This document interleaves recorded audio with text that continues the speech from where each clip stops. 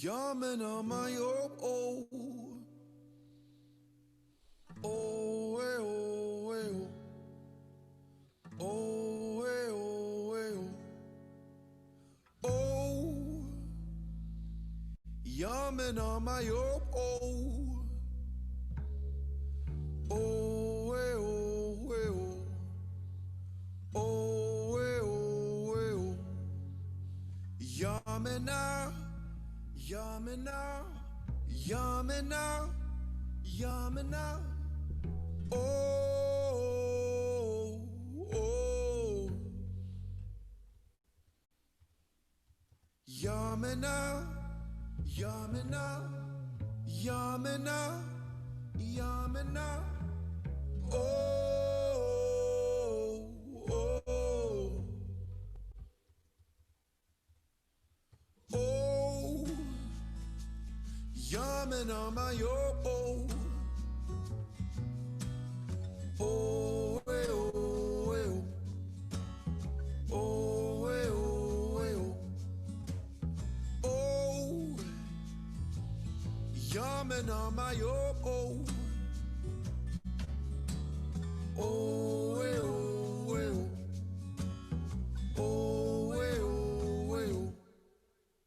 Yamena Yamena, Yamena, Yamena, oh, oh, Yamena, Yamena, Yamena, Yamena, oh, oh. Let's get it.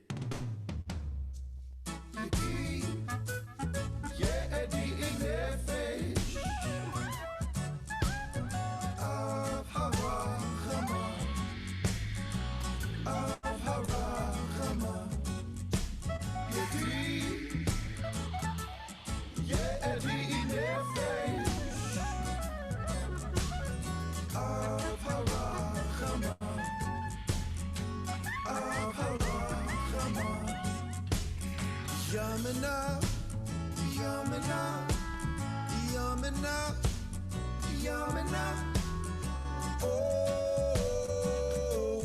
oh,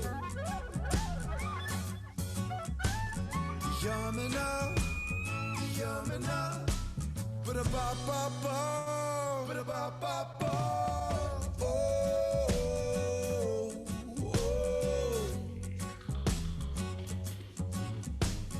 oh.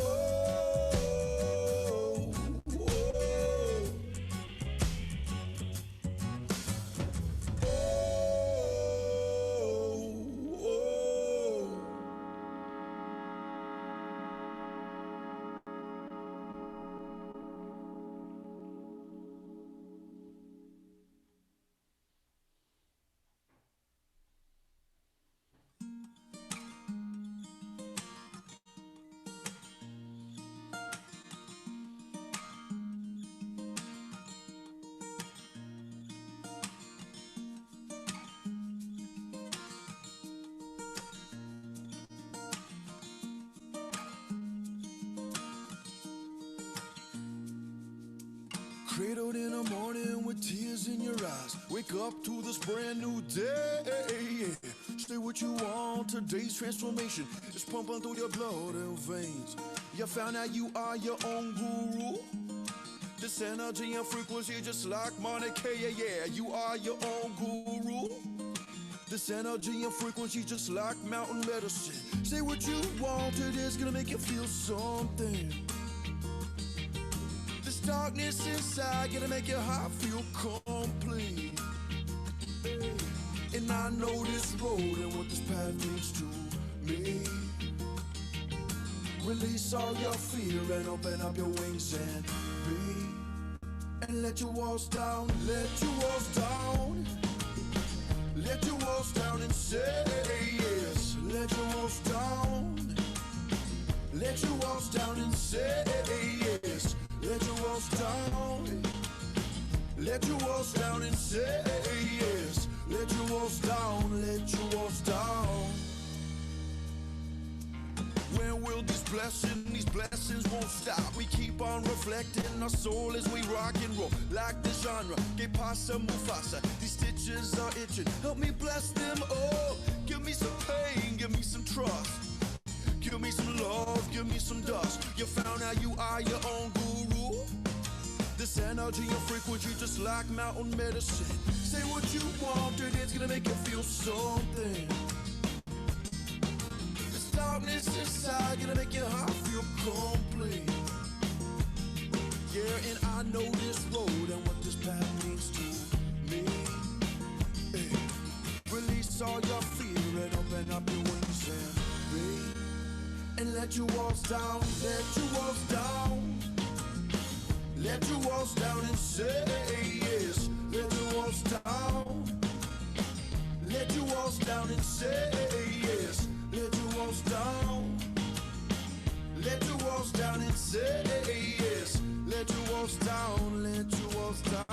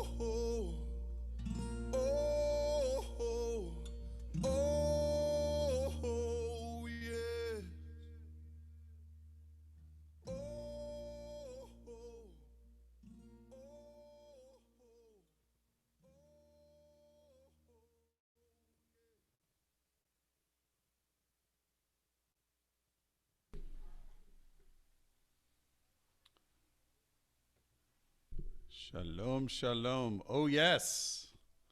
Oh, yes. The sounds of Mikey Palkar. Shalom, everybody. I'm Kentor Paul Bush from Temple Beth Israel, and I'd like to welcome you to this very, very, very special evening, recalling the giving of Torah at Sinai and oh so many other things that Shavuot has come to represent in our tradition. I urge you to sit tight for the entire experience. We have some wonderful things planned for you, including a little bit of an Oneg Shabbat style virtual Oneg Shavuos at the end of this CEE. For those of you who have cheesecake or dairy products or anything else, you may want to take them out of the fridge and the freezer. About 8:30 or so. Make sure they're not just too cold. You know how the flavor sort of evolves when they're a little warm. Anyway, so one of the things that I just want to do is invite Rabbi Kupitz to, since he's so good at it, to share some of the parameters and some of the mechanics of this gathering that has already attracted, at least on Zoom, close to 50 people. We're getting up there. And hopefully more on Facebook, YouTube, and also StreamSpot. If you have any trouble on Zoom, want to take advantage of the other venues, it should be easy enough for you to find those. Oh, the cheesecake has just arrived. That's my wonderful wife, Lisa. I'm going to just unpin myself and turn it over to Rabbi. Shalom Rav. Erev Tov, everybody. It's wonderful to be with you, and welcome to our folks from Temple Beth Israel and from all the folks from Congregation Emmanuel in Redlands. It's so great to all be together. I think it's the first time we've had a joint program, at least with just our two congregations. There were a few times that Redlands joined us in larger community events with our Jewish Federation, even though it's on the other side of the boundary. But this is our first, I think, since I've been here, the last 17 years, event with our two congregations coming together to do something special together. So a few things. First of all, if your name does not show up with your name, I will ask you to rename yourself. If you put your cursor over your own little picture, your own little name window, there is you'll see 3 dots. If you click on those 3 dots, one of the options will be rename. And so if your name is like iPad or something like that, it would help us as we call on people and as we do things like that for you to have your name displayed, at least a first name, so that we know how to relate to one another. Secondly, we're going to ask that when you're not speaking, that you remain on mute. Zoom is amazingly good at picking up background sounds and letting it distort everything else. So we will ask you to be on mute unless you are speaking. And last, the best way to raise your hand, and this will be true for anybody who's not a co-host, because this feature doesn't exist if you're a co-host. But if you click on the bottom of your screen where it says participants, right now it says participants 47, because there's 47 of them, it will open another panel. If you're on an iPad or a phone, you may have to click, when you click on that, it may be something that has 3 dots or says more. You may not see the whole panel. You may have to click on those 3 dots. And one of the features there says raise hand, raise hand. So if you raise your hand that way, we will see it. If you don't, we may not see it, because if you just raise it on your screen, because we have more than one screen worth of folks who have joined us.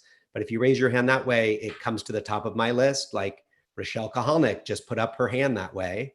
I don't know if Rochelle actually has a question, but I put down your hand, Rochelle. If you have a real question, then put it up again and I will know that you have a question, or if you were just testing the raising of the hand.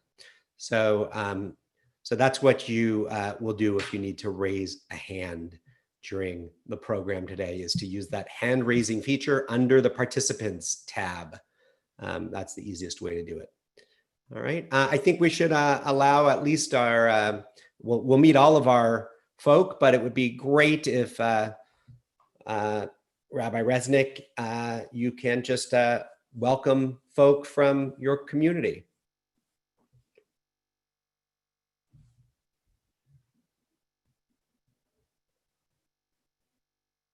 Let's see. Are you there?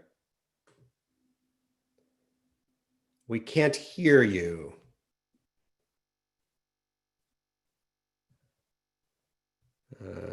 I bet her computer has the thing off. Okay, can you hear me now? Yes, we can. Okay, my microphone, I don't know, it's doing funny things, so I just unplugged it. Hi, everyone. Chag Shavuot Sameach. We are so excited to be with you this evening. Welcome to our Congregation Emmanuel friends. Welcome to our new TBI friends. We are so grateful to Cantor Paul and Rabbi Kupitz for welcoming us. And it's really exciting to be doing, hopefully, what is the first of future joint efforts together this evening for Shavuot. And it's going to be a really exciting evening. Thank you so much. Cantor Paul, why don't we go back to you, and you can lay out, since you helped coordinate the evening, kind of the way that it's going to play out, and then we'll move into our lighting of candles and Kiddush. Sure. Basically, I'm going to blah, blah, blah for about 30 seconds, and I'm going to turn it over to Stuart and Dina, the lay leaders from our respective congregations, to offer their greetings. Cantor Bernvogel will then lead us in a Hine Matov. I'll follow with a Hine Matov. Then we'll be lighting our festival candles. If you choose to light festival candles at home, just want to give you a heads up that we'll be doing that. Then after that, we're going to have three wonderful scholars share some teachings with you. Obviously, you've met two of them. The one that you haven't met yet is Professor Dr. Gary Gilbert, one of our TBI congregants who teaches at Claremont McKenna College and Claremont Graduate University in the religion department, an expert on so many things historical and some hysterical, and he'll share some special insights that he has for you on this Shavuot holiday, followed by Rabbi Kupitz and then Rabbi Resnick. And Cantor Bernvogel and I will intersperse a bit more music in between the teachings. And then, of course, as I mentioned when I signed on, if you hang out after the teachings are done, we're going to have a virtual oneg, including some, sharing of cheesecake and sharing of whatever you want to share. If we're going to leave the Zoom open, basically. Although, if there are people, hopefully. Maybe people who haven't met before, or maybe people who haven't seen each other in a while. If you want to try a breakout room, we have the ability to do that too. But Cantor Paul? Yes, go ahead. People would like you to boost your volume a little bit. A number of chats in the chat box asking you to boost your volume a little bit. Okay, how's that? Is that a little better? That sounds better to me. I'll be a little more on top of the microphone too. Problem with me is I sing so loud it tends to overdrive the audio in the Zoom, so I maybe keep it a little too low. Anyway, I don't know if I need to lay out the Seder one more time, but finishing up, as I mentioned, if we hang out together, we'll keep the Zoom open in any way, shape, or form, probably till about 9:45 or so, assuming that timing seems right, and we just give people a chance who maybe haven't had a chance to see each other, get a chance to do that and share some virtual cheesecake and blintzes and whatever else you have around. If you're lactose intolerant, I'm sure you're prepared in any event. So with that in mind, how about Dina, you want to come on, and then Stuart can come on and share some greetings from our lay leadership at our congregations. Thank you, Cantor Paul. My name is Dina. I'm president at Temple Beth Israel, and I'm very, very happy to welcome our congregants as well as congregants from Congregation Emmanuel in Redlands. Especially pleased to have Rabbi Lindy Resnick, Cantor Jennifer Bernvogel, and President Stuart Sweet here with us this evening. As Rabbi mentioned before, this is a new venture for us, connecting with just Congregation Emmanuel, but our temples have connected in the past, and I just wanted to mention a couple of times. One is the president, Stuart Sweet, and I both were trained at the URJ Scheit seminar last year, and I'm sure both of us had no idea what our first year as president was going to be, so I'm sure we could swap lots of stories in the breakout room afterwards. I also wanted to share that Congregation Emmanuel is an overseer of the oldest Jewish cemetery in continuous use in Southern California, the House of Eternity Cemetery, and has graciously allowed us to bury some of our Jewish books there as well. So we've had connections in many ways, and we're very, very happy to welcome all of you. It's hard to say who's hosting who since we're all in cyberspace together, and we look forward to an enjoyable evening of learning together. Stuart. Thank you, Dina. It is incredible that we are able to pull something like this together. In normal times, it probably would have been impossible, considering that I know on our call we have people as far away as West LA and Palm Springs and probably further. And so to have this technology allowing us to all be together in our homes is somewhat magical and special and wonderful, and I'm extremely grateful for it. I want to thank my friends at Temple Beth Israel, especially Dina. Thank you. You're right. I have learned a lot the last year, and it's wonderful again to see Cantor Paul, who has visited us 5 or 6 times for our annual Cantors concert. This is the first time we're doing this event, and I certainly hope that it won't be the last, because it's just fabulous to see everyone intermingling back and forth as if we are what we truly are, one great big community. Thank you so much.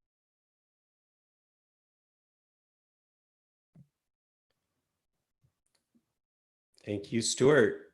Thank you, Stuart. I'd like to invite Canterburn Vogel to lead us in an opening song.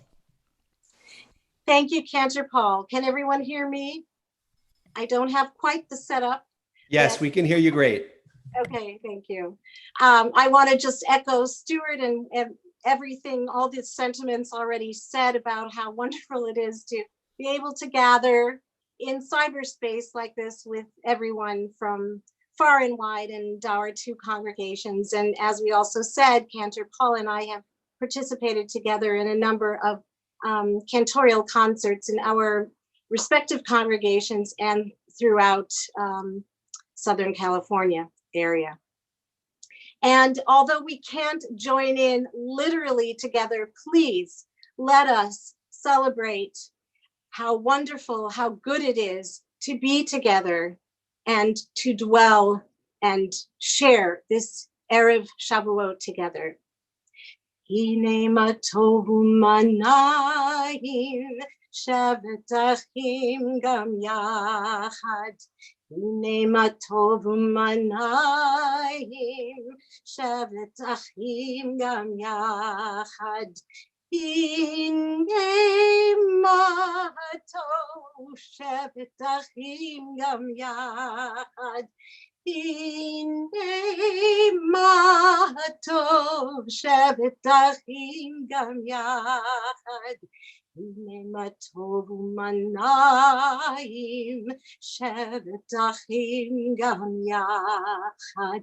Hine ma tov umanayim shevet achim gam yachad. Hine ma tov umanayim shevet achim gam yachad. Hine ma tov, hine ma tov. Ya lai lai la la la la la lai lai. Hine ma tov, hine ma tov. Lai lai lai la la la la lai lai lai. Hine ma tov umanayim shevet achim gam yachad. Hine ma tov umanayim shevet achim gam yachad.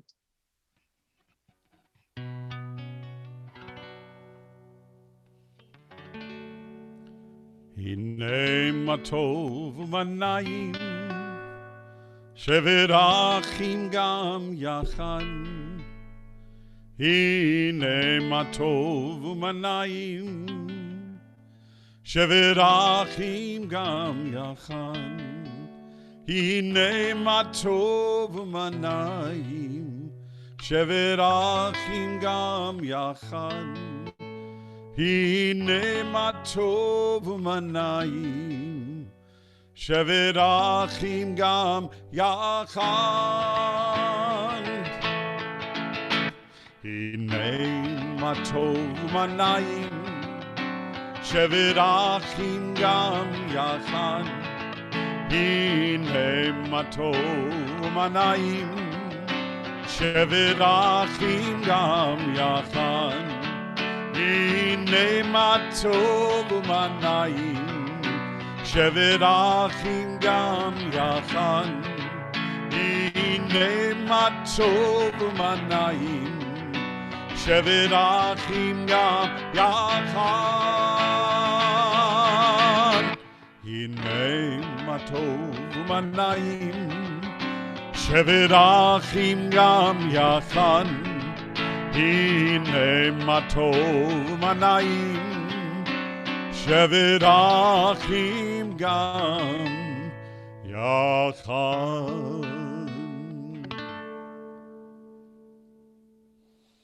back to Canterbury and Vogel for a little lahadlik. So if you have candles, this would be a good time if you want to light them along with us to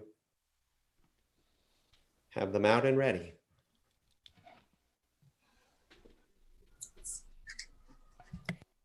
Let's get them lit first.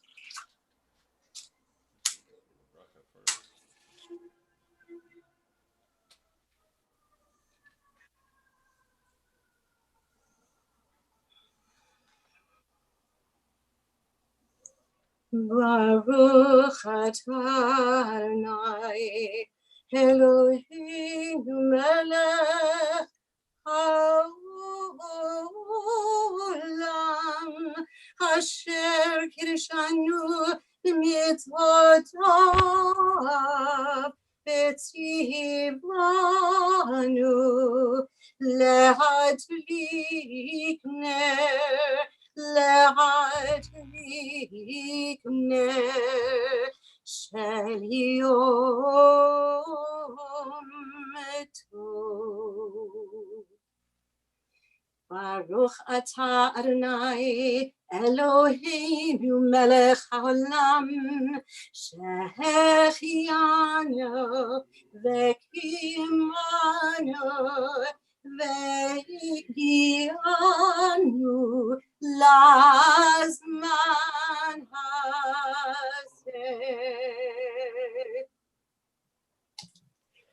Thank you so much, Canterbury and Vogel, and Amen. And we are going to begin our teaching in just a moment. I'm just going to do a quick recap and also say one other thing. We will often spotlight a video, which will make it come up as the primary video. If you'd rather see everybody else's faces, in the upper right-hand corner of your screen, you'll see either a box of dots or something that says gallery mode. And if you type on that, you'll see a whole screen of faces rather than the person talking along the way. But you can switch back and forth as you choose during our program this evening. Gary Gilbert is going to teach first, then there'll be some music with Canterbury and Vogel, then I will teach, then there'll be some more music, and then Rabbi Resnick will teach, and then we'll have some closing remarks and instructions. Each of us will teach for a short time and then have a short time for interaction. That will be the time to use your raise hand feature under your participants tab, as we talked about earlier. And I'd like to invite to begin our teaching, Professor Dr. Gary Gilbert. He's a past president of Temple Beth Israel and a current member of the Board of Trustees and a professor of religious studies at Claremont McKenna College. So Gary Gilbert, I'm going to turn it over to you. Thank you, Jonathan. Thank you, Rabbi Kupitz. Welcome to all of our TBI congregation and Congregation Emmanuel. It's wonderful to have everybody here together tonight. So give me a second here to pull this up. And here we go. Okay. So Hag Sameach, good evening, Hag Sameach on this wonderful, beautiful evening in Southern California. And as we gather together to celebrate the festival of Sukkot, not Sukkot, Shavuot. Sorry, I'm getting my holidays mixed up there. So the topic that I wanted to address tonight is the topic of Torah. Of course, Shavuot is known in rabbinic tradition and in Jewish tradition generally as the festival of the giving of Torah, that is Chag Matan Torah. This is the commemoration when the people of Israel received Torah, when they gathered at Mount Sinai. So the question that I want to ask in the time that I have together is, what is Torah? And by that question, I'm not talking about the content of Torah, right? The content of Genesis, Exodus, Leviticus, the stories of the patriarchs and matriarchs, and all the rest. But really what I want to ask about is, what is the character of Torah? Or to ask that question slightly differently, what are we reading when we read Torah? What is it? So traditionally, Jews have understood that Torah is the revelation from God written down by Moses. And this is an idea that has persisted in Jewish thought from antiquity through the Middle Ages, and even amongst many Jews, particularly within the Orthodox community, even up to the very present. And this is an idea that was not imposed upon Torah, but actually comes directly out of the Torah itself, particularly in the book of Deuteronomy. So in the book of Deuteronomy, chapter 4, it says, behold, and this is Moses talking, as often happens in the book of Deuteronomy, behold, I, Moses, have taught you, the people of Israel, statutes and ordinances, as the Lord my God commanded me. That is the information that Moses communicates to the people of Israel and writes down in Torah are the words that Moses received from God.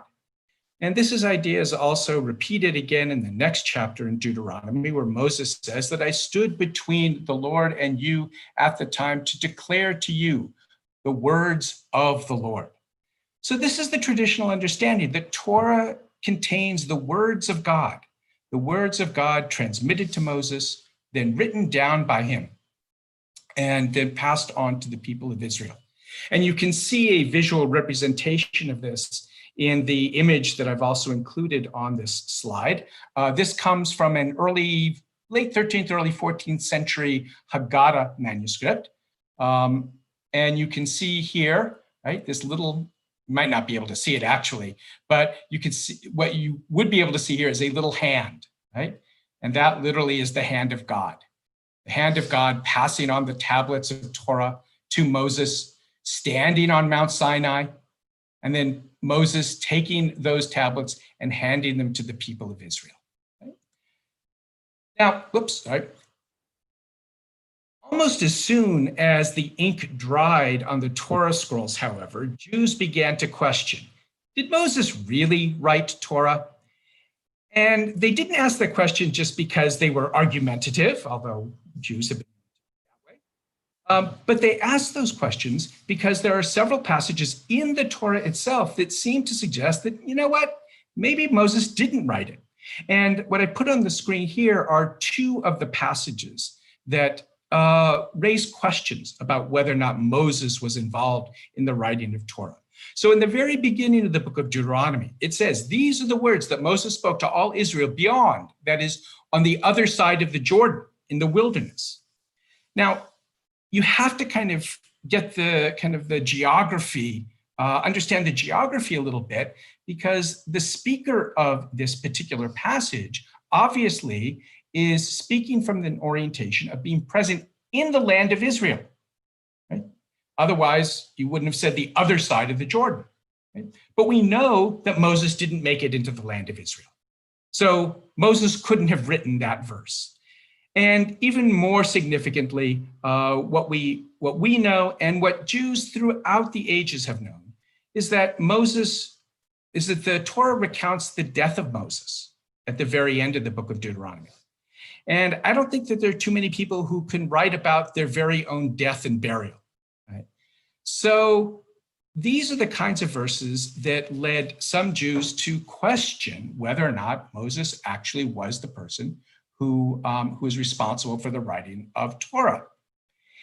In addition to that, there are many other instances in Torah that seem to present a somewhat, let's call it an inconsistent presentation of God and God's word. And here I've just presented two of those examples. The first is, what is the name of the deity? The deity that we worship, the deity that is supposedly responsible through revelation for the creation of this book of Torah. What is the name of that deity?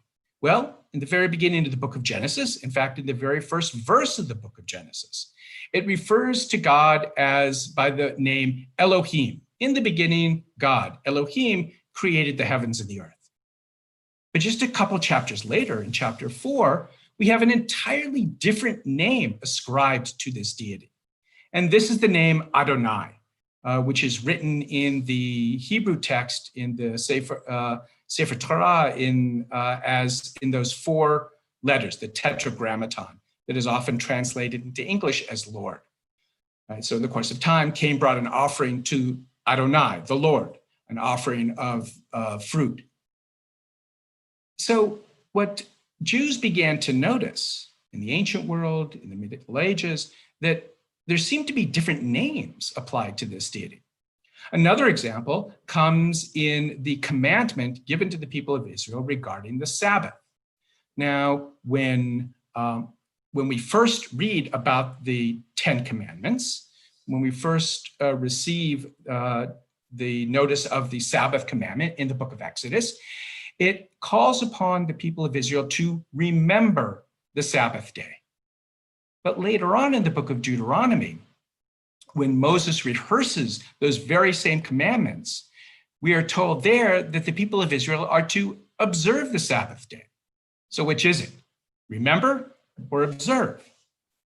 Now, it is not just modern scholars who have noticed these kinds of discrepancies. Jews, again, in the ancient world, throughout the Middle Ages, have noticed these kinds of literary peculiarities, and they've come up with all kinds of explanations, all of which basically say, you know what, these really aren't problems. You know, even with all of these discrepancies and inconsistencies, you know, we don't have to abandon the understanding that Torah is the revealed word of God to Moses. And they've come up with various explanations for this. Number one, later authors inserted certain verses into the text, such as the story of Moses. These persons too were prophetic figures who were also inspired by God and who also received the revealed word of God. Or another explanation that is common in rabbinic literature is that the different names of God, Elohim, Adonai, and many others, aren't really an inconsistency or discrepancy, but rather are intentional because the different names reflect different attributes of God. And so for the rabbis, the name of God of Elohim is a reference to God's attribute of justice, whereas the name Adonai is a reference to God's attribute of mercy. And when we come to that seeming inconsistency or discrepancy in the Sabbath commandment, right, is it remember or observe? The rabbis had a very clever response, a very clever answer to this. And this is actually an answer that we recite almost every Friday night, almost every Erev Shabbat, when we sing the song Lecha Dodi. So you will know that in the very first stanza of this song, it begins Shamor v'zachor b'dibur echad. And this is exactly what the rabbis were talking about. That is, to observe and to remember were spoken in a single voice, in a single word. In other words, that the divine voice, that God speaks differently than we do, right? As human beings, we have to use 2 words to mean 2 different things, remember and observe. But God is different. And God can speak in a very different way and can speak words simultaneously in the way that human beings can. Now, all of these discrepancies and inconsistencies were very, very well known to Jews. But by the end of the Middle Ages, the beginning of the modern period, Jews and non-Jews as well, for that matter, began to recognize and acknowledge that some passages in the Bible are not just inconsistent, some of them are actually contradictory. And let me just give you 2 examples here. The first appears in the book of Exodus, where God says to Moses in Egypt, God says to Moses, I appeared to Abraham and Isaac and to Jacob as God Almighty, El Shaddai. But my name, the Lord, Adonai, I did not make myself known to them. So according to the passage in the book of Exodus, God had not used the name Adonai when God spoke to the patriarchs and matriarchs. Yet apparently God has forgotten what God said to Abraham, because back in the book of Genesis, chapter 15, it says, God said to Abraham, I am Adonai. I am the Lord who brought you out from Ur of the Chaldeans to give you this land to possess. So this seems to be a contradiction, right? You know, did God use the name Adonai with Abraham or not? Another and perhaps more famous literary problem in the text, it concerns the story of Noah and the ark. Now, the question that I would ask you to think about in this is, how many sheep were there in the ark? The normal answer, and I would expect the answer that almost everybody would give, is, of course, there were 2 sheep, right? And that's exactly what Genesis says. And of every living thing, this is God calling to Noah. And of every living thing of flesh, you shall bring 2 of every sort into the ark to keep them alive with you. They shall be male and female. And you see a nice pictorial rendition of this passage in an ancient synagogue from the site of Hukkok, located not far from the Kinneret, from the Sea of Galilee, from this ancient synagogue. And you see, you know, the 2 elephants and the 2 camels and the 2 lions, I guess. Not really sure what those animals are. But this is the normal way that we understand the story of Noah's Ark, right? That all the animals went into the ark 2 by 2. Yet, just a few verses later, we have a very different counting of the animals. So in beginning of Genesis chapter 7, God commands Noah once again to take with you 7 pairs of all clean animals, male and his mate, and a pair of animals that are not clean, the male and his mate. So to go back to my question, how many sheep were there on Noah's Ark? Well, if you take one verse, there were 2. If you take another verse, there were 14. That is a hard element to resolve. So when we come into the modern period, then scholars began to look at these inconsistencies, discrepancies, and even these contradictions, and came to the conclusion that the Torah probably was not written as the revealed word of God, rather was written by human beings. If that's the case, what was the process by which the Torah came to be written? And there were many, many theories that were developed to answer that particular question. One of the most prominent theories that was developed largely in the 19th century, and a theory that still remains in many respects largely affirmed and upheld by much of the scholarly community today, is called the documentary hypothesis. And basically, the documentary hypothesis says that the Torah is the result of centuries of human literary composition. And the way that it came about was that originally there were several independently written documents. These documents are generally designated in the scholarly literature by their initials that correspond to the first letter of the major attribute of that document. So J, E, P, and D, the Yahwist, the Elohist, the priestly writer, and the Deuteronomist. And what the documentary hypothesis says is that these 4 documents were written independently, circulated independently, and only later were brought together and compiled in the form that we know.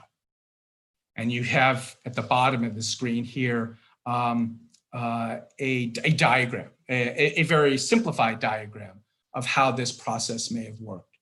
The J and E were first brought together, and then finally the Deuteronomist and the priestly writers, those texts then came together as well into the form of the Torah that we have today. And as I said, this hypothesis, and it really is just that, a hypothesis, but it's a hypothesis that remains a very dominant theory amongst scholars of the Bible today. So let me conclude then by going back to my original question. What is Torah? What is the character of Torah?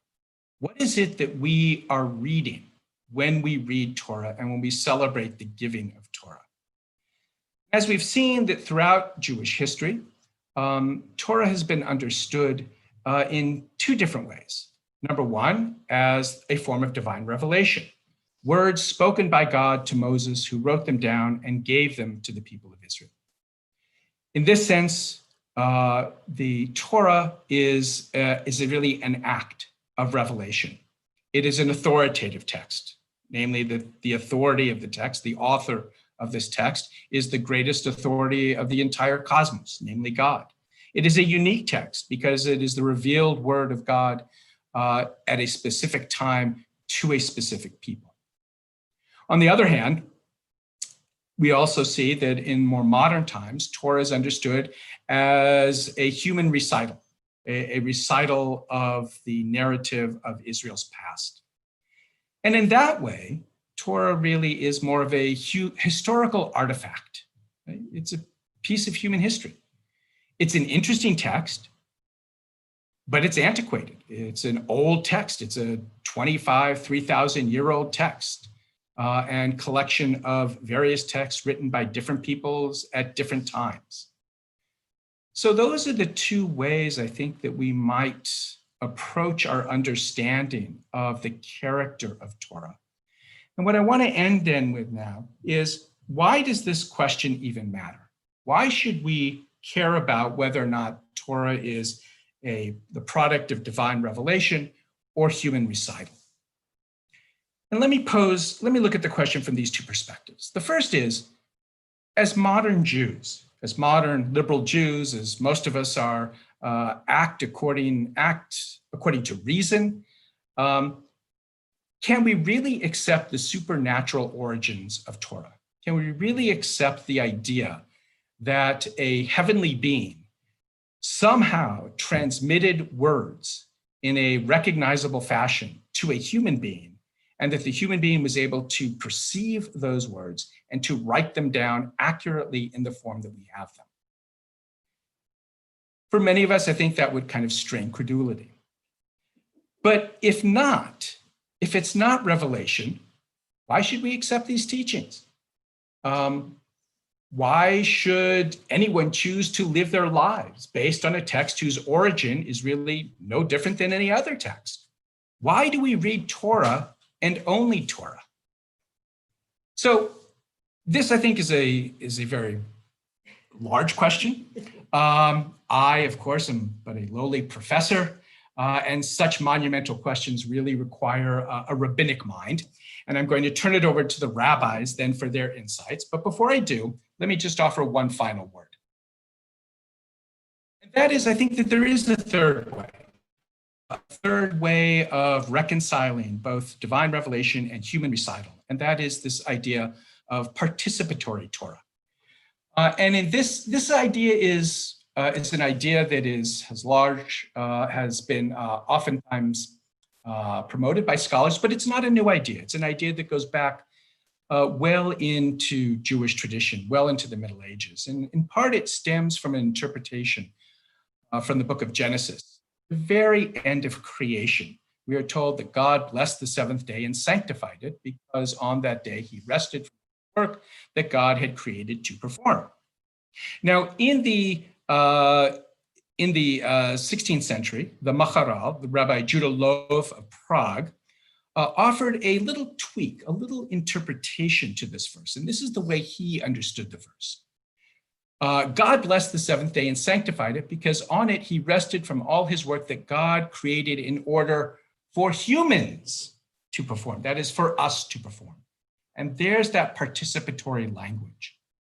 To recast this idea in more scholarly terms, I turned to my colleague Ben Sommer, who is a professor at the Jewish Theological Seminary in New York City, who picks up on the Maharal's understanding and develops it further to say that scripture is simply another form of tradition. Its words are tentative and searching rather than definitive, for they respond to the disclosure of God's will at Sinai, but are written by humans rather than God.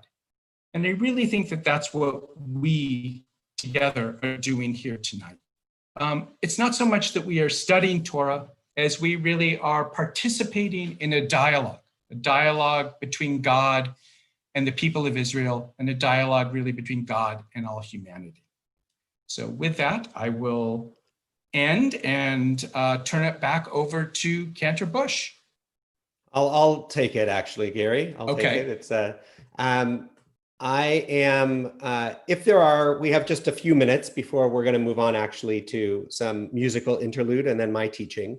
But if there are people who have questions they'd like to ask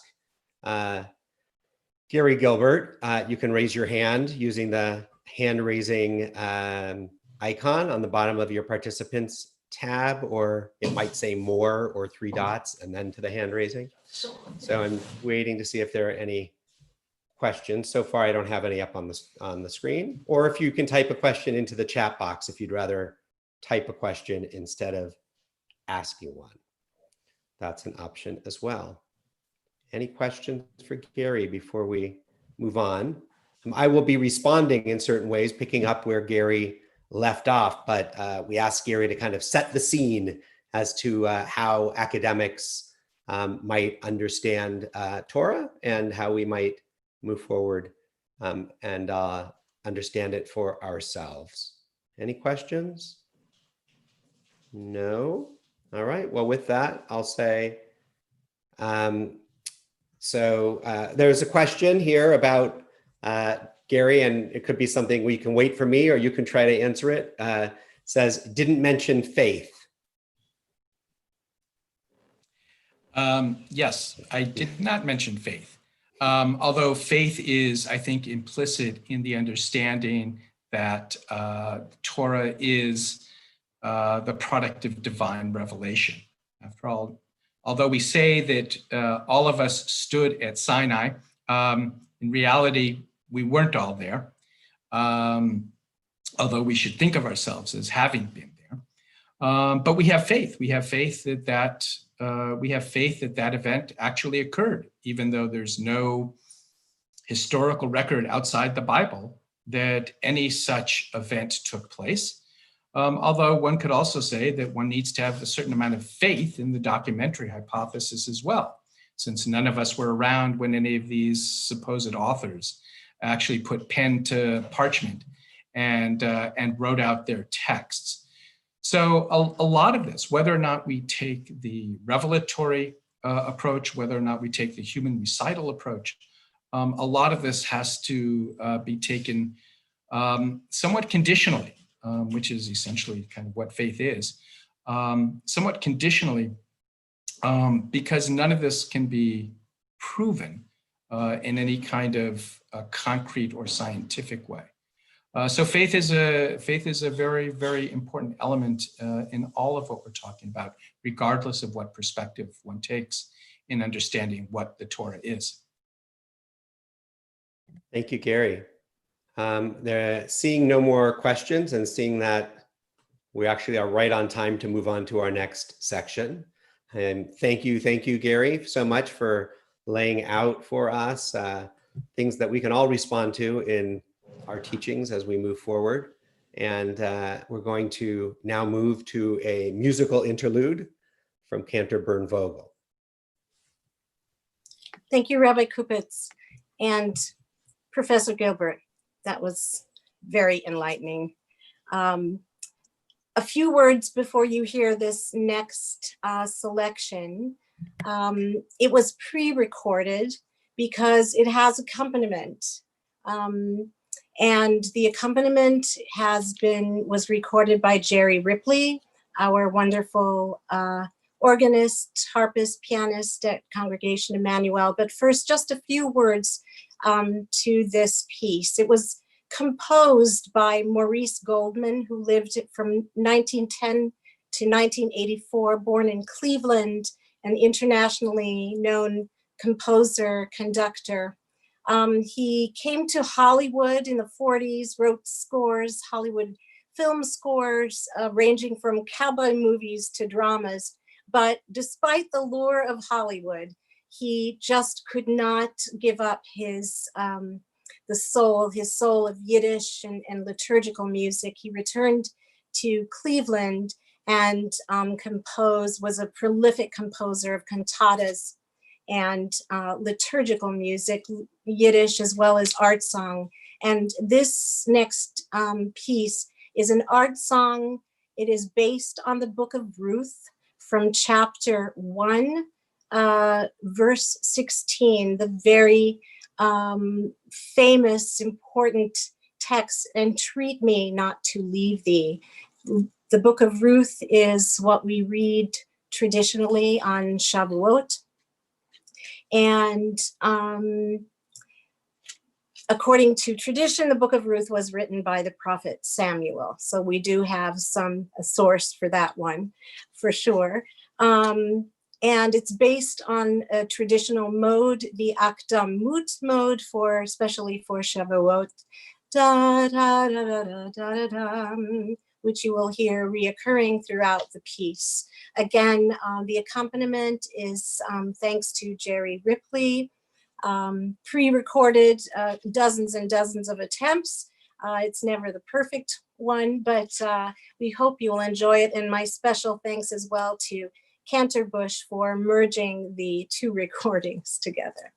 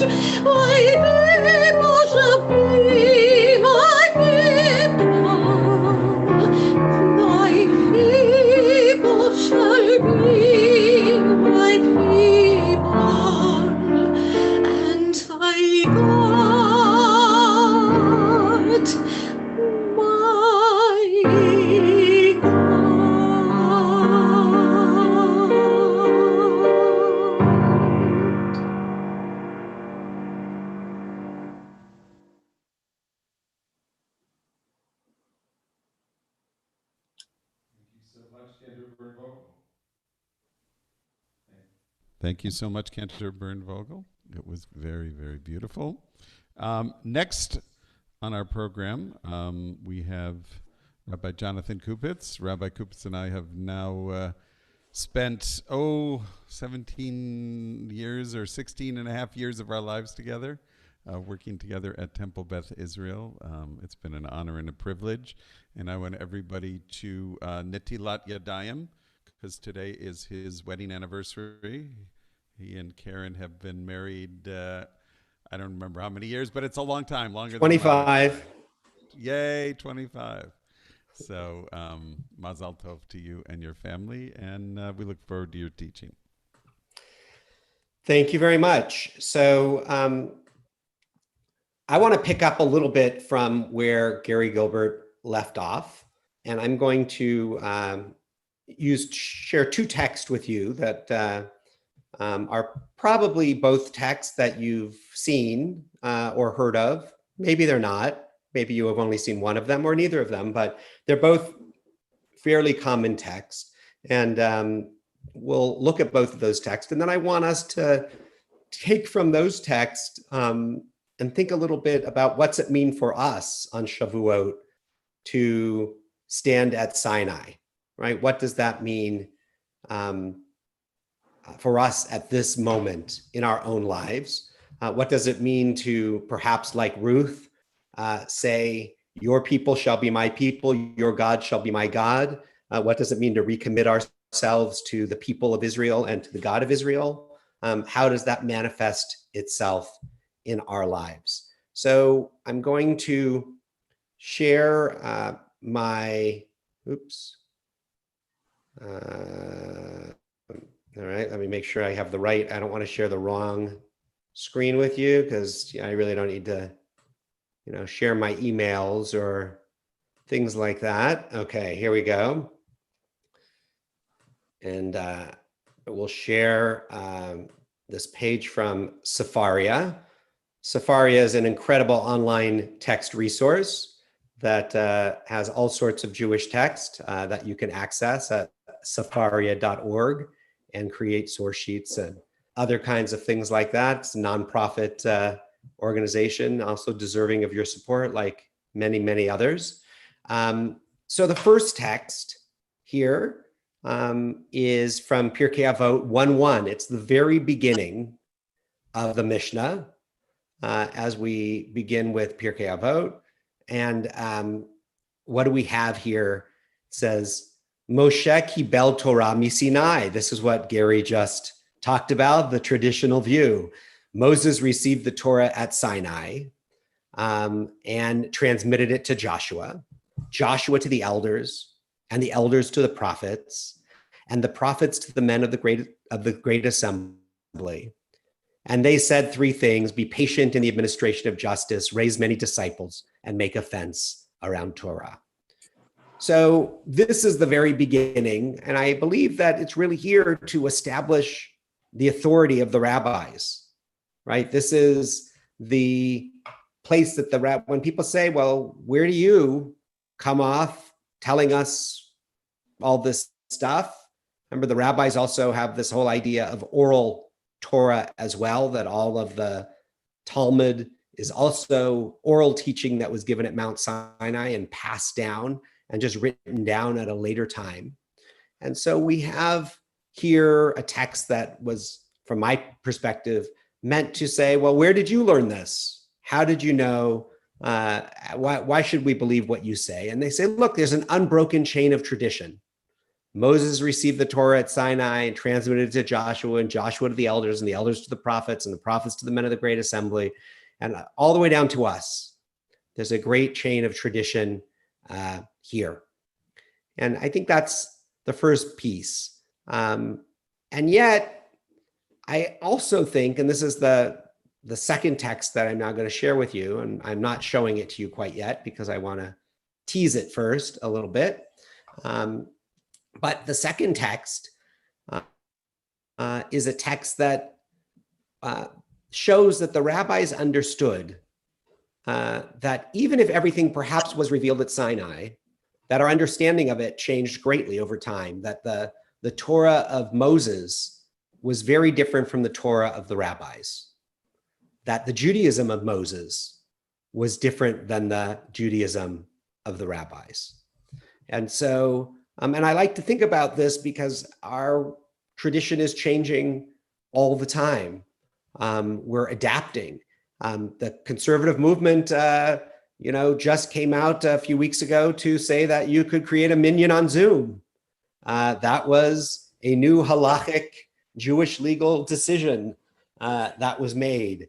And we might say, and I just heard this in a conversation with the head of with Rick Jacobs, the head of the URJ, the Reform Movement, and the head of the conservative movement, being interviewed by Yehuda Kurtzer from the Shalom Hartman Institute. And one of the differences, of course, is that was a big decision in the conservative movement. And Rick said, and for us, it was like, duh, right? That's what you do. However you got to do it, you make it work. We didn't have the same halachic issues, but we also have had to adapt in great ways, even just in the last few months. We at Temple Beth Israel did used to stream our services from the sanctuary, but we just had our first Zoom congregational meeting just on Tuesday night with over 100 congregants logged on to Zoom. We've had to adapt in new ways.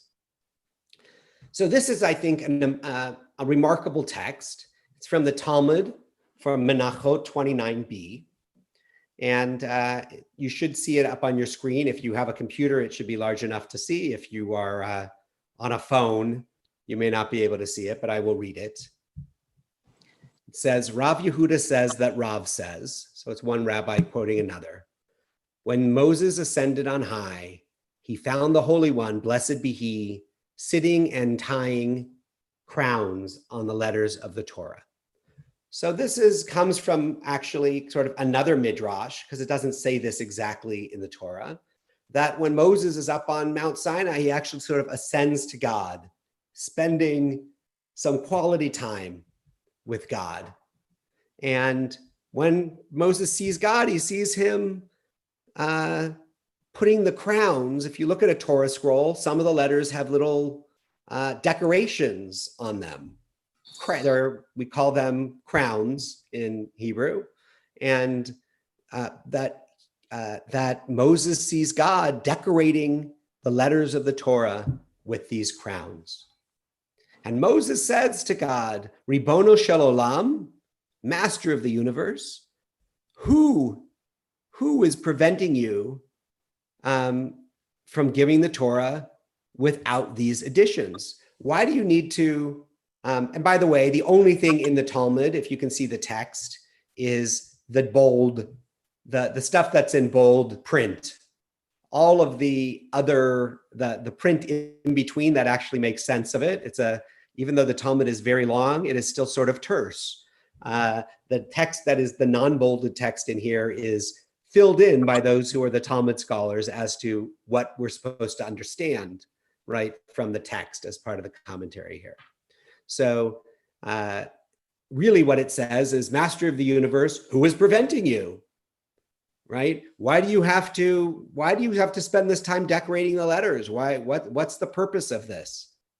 And God says to Moses, there is a man who is destined to be born after several generations, and Akiva ben Yosef is his name. This is the great Rabbi Akiva. And he is destined to derive from each and every decoration, each and every thorn here of these crowns, mounds upon mounds of halachot, of Jewish laws. And for his sake, it's for his sake, who's going to be generations and generations later, that the crowns must be added to the letters of the Torah. So Moses said before God, Ribono shel olam, show him to me. I want to meet this Akiva guy. He sounds incredible. And God says, okay, turn around, go walk back. And Moses turns around, and while it's not clear if you just read the text right here, it's sort of like he turns around and all of a sudden he's generations in the future, and he's sitting in the back of Rabbi Akiva's study hall. And Rabbi Akiva is teaching Torah.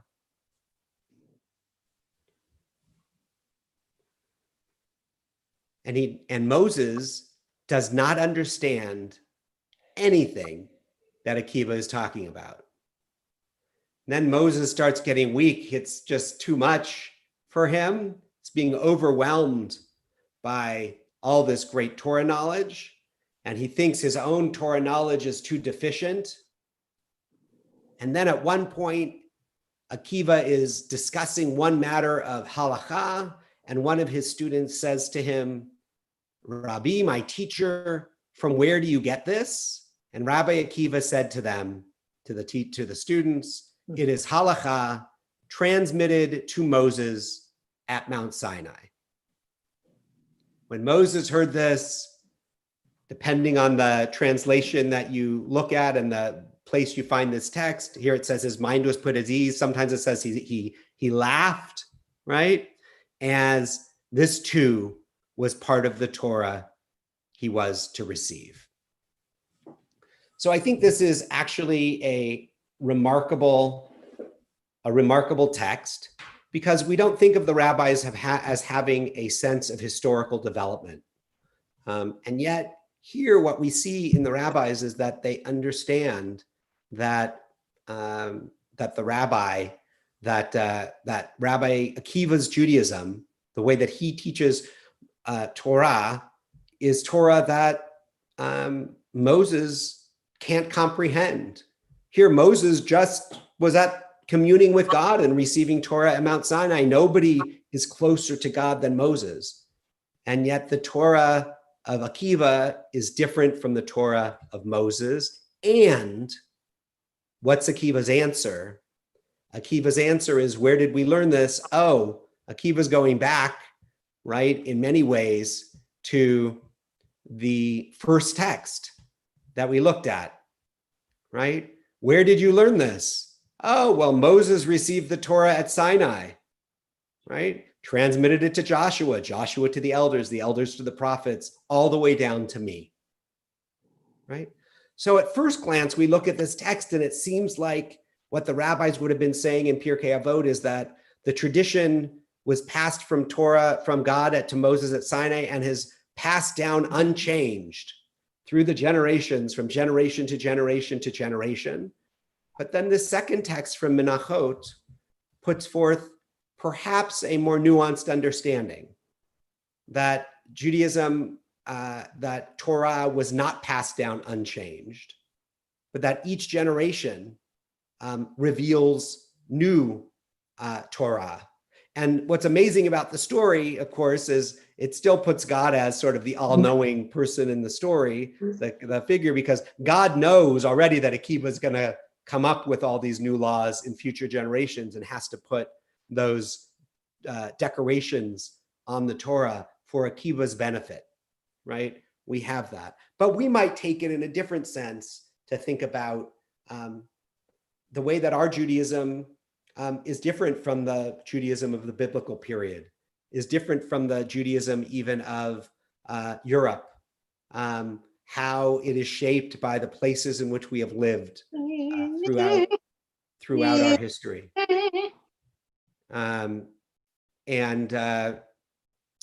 So, you know, all of those kinds of pieces that show up. So I have more things I can say, but I'd actually like to, if we can, give some opportunity for us to reflect together on this idea of what does it mean for us on this Shavuot to stand at Sinai, to recommit ourselves to covenant. What's it mean for you, in a sense, to be a Jew? What commitments does that mean from you? How does being Jewish claim you? And how does it shape your life for purpose and meaning and for bringing healing to the world? So I would ask you to use the raise hand feature, which if you click on the participants tab on the bottom of your screen, or the more under the participants tab, then it'll pop up. And at the bottom of that participants tab is a raise hand feature. So I'm going to give it a minute and see if we can get some questions going. The first one's always the hardest. You're also welcome to type a question if you'd like, either directly to me, to Rabbi Jonathan Kupitz privately, or to everyone in the chat box. That's an option as well. So let's see. So far, I don't have a question. Let me give it another minute. Again, it doesn't need to be a question, but what I'm asking is your own sense of how Judaism claims you, how it brings meaning and purpose to your life. Marilyn Lubarsky is asking a question, so I'm asking her to unmute. And go ahead, Marilyn. Rabbi, there's a mystical teaching that all Jewish souls, born and unborn, stood at Sinai together. What do you think? Could you expand on that teaching and tell us and give us some insight into that? Yeah, and Gary mentioned it a little bit even in his talk. So I think we can understand it on multiple levels. So let's start with sort of the broadest, most literal level, that the rabbis really mean that Jewish souls, that somehow the soul of every Jew was present at Mount Sinai. People who would later become Jews, people who people who had been dead already, all Jews past, present, and future. And it comes from, the rabbis pick it out of what's in Parshat Nitzavim, where it says, Atem Nitzavim Hayom Kulachem Lifnei Adonai Elohechem. All of you stand here today, all of you, before Adonai your God. And then it says, from the poorest water drawer to the chiefs of the tribes and all of these kinds of things. But the rabbis ask the question, why does it say all of you in the plural, stand here today, all of you? And the answer they come up with is that it's not only those who are physically present there, but there's a spiritual presence of all Jews.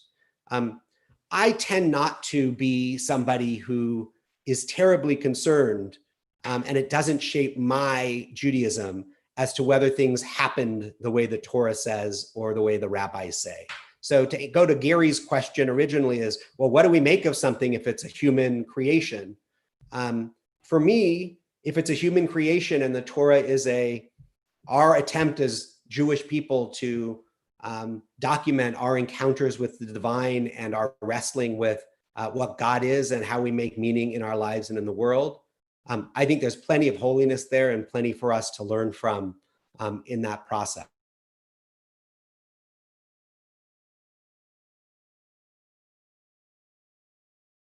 Is the power of the tradition belongs equally to all of us, whether we are a great scholar or whether we are a simple Jew, whether we're a born Jew, whether we're a Jew by choice, whether we're secular, whether we're observant, whatever those pieces might be, that since every Jewish soul was there, we all heard revelation in our own way, that the Torah tradition belongs equally to all of us. As it says later in that same portion in Nitzavim, lo bashamayim hi, lo ever hayam hi, that it is so that we can't say that it's across the sea, it's up in heaven that we can't reach it, or it's across the sea that we can't find it. No, it's in our mouths and it's in our heart and we can do it, right? So there's this sense that Torah shouldn't be far away. And I would connect those two things. We were at Sinai, it is close to us. We are part of that experience. At least whether you believe that literally or metaphorically, I think either way, it's incredibly powerful. There's a question from Lance. So I'm going to, I just asked Lance, gave him permission to unmute himself. And go ahead, Lance. Yes, hi, can you hear me? Perfectly. Excellent. So several years ago, or more than several, back when I lived in Atlanta, I had the good fortune of meeting a Torah scribe. And the Torah scribe explained to me, and I don't know if this is a unique skill to a Torah scribe of the specific person or kind of like part of it, but it leads up to it. What it was explained to me is that someone that's trained to that level in Torah, that based on the ways that the letters are written, they're able to actually date the Torah. They're able to determine the place and time in which the Torah was created. So coming back to your question of what does Torah mean, I start to think about it in those lines of, okay, well, what we see as the physical Torah is not really what it was back eons ago, and that it evolves. And because of my own work with working with documentarians and filmmaking, film archiving, I add another layer of interpretation, kind of like there's a saying in anthropology where the anthropologists, once they go into a community, actually changes that community forever because they bring their own knowledge and intellect into that environment. So I start to ask the question twofold. One is a little bit more understanding about the evolution of what we see as Torah. So like the historic perspective of the letters changing and that it really is not what we really think it is in modern terms, right? Maybe it's changed more than a lot of people in attendance even realize. And then once we start to look at even the parts of the Torah that remain the same, it's that evolution of thought that we carry within ourselves a part of our past, but there's so much more that we hope to bring to it. Absolutely. I think it's a really interesting point. We could talk more from an archaeological perspective, which we won't right now, but for another conversation, Gary could talk a little bit about that too, what we know about how Torah scrolls have and have not changed. We have some evidence of that through things like the Dead Sea Scrolls and things like that. We certainly have some evidence even within our scrolls when we think about Ezra and Nehemiah or whatever. What are they talking about when they're reading the law? Are they reading what we have? Are they reading something closer to like the book of Deuteronomy, where there's differences of opinion there with scrolls? Certainly the way that we understand Torah has changed.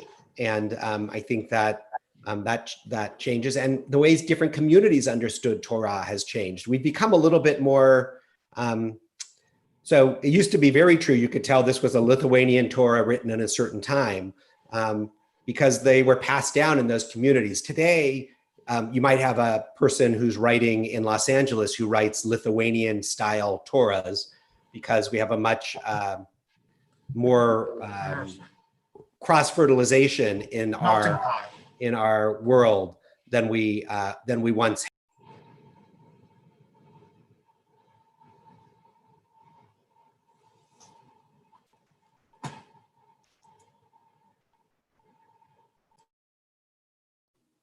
Oops, I think I just got muted.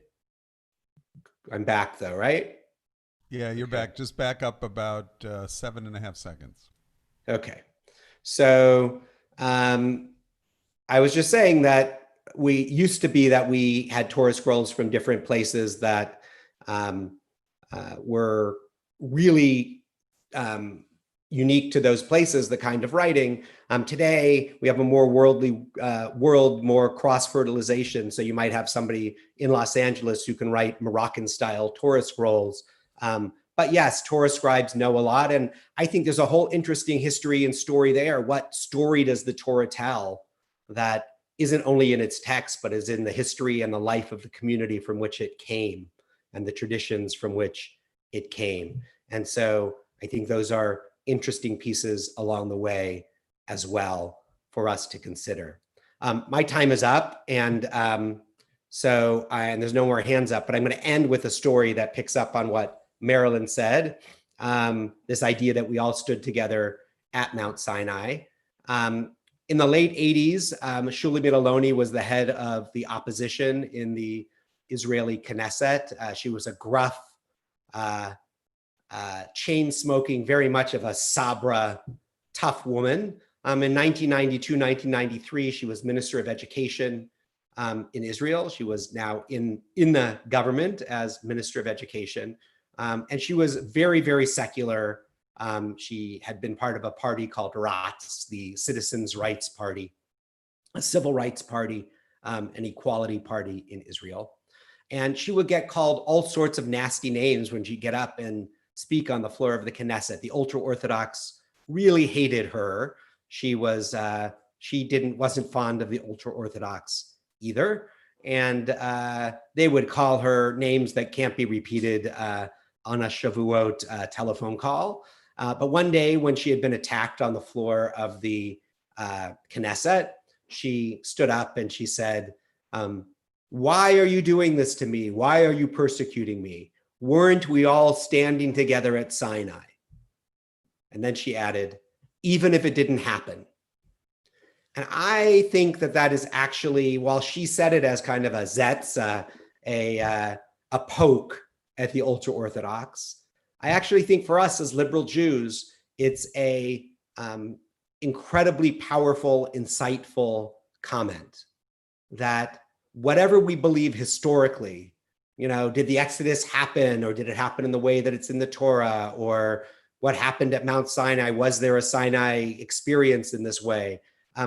Whether it happened historically, for us as Jews, it happened spiritually.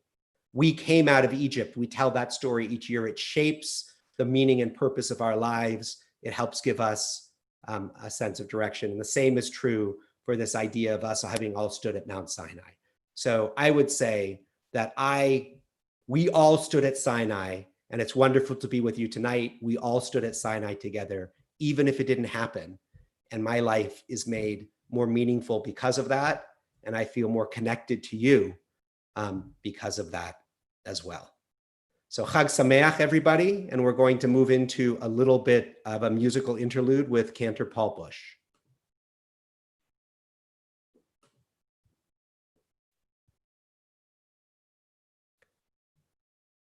Cantor Paul. He's always telling me to unmute myself, and then as soon as I unmute myself, he says, "You've said enough." So it's a bit of it's a bit of a dilemma, but we managed to navigate it quite well. Thank you so much for your insightful teaching and perspective. The song that I'm going to share with you all comes from the relatively modern Israeli popular music genre of the 20th century. It was written by probably one of Israel's great songwriters, Sasha Argov, with lyrics by Kobi Luria, and it's called Hem Bazemer Hazeh. It's all in this song, just like we were all there at Sinai.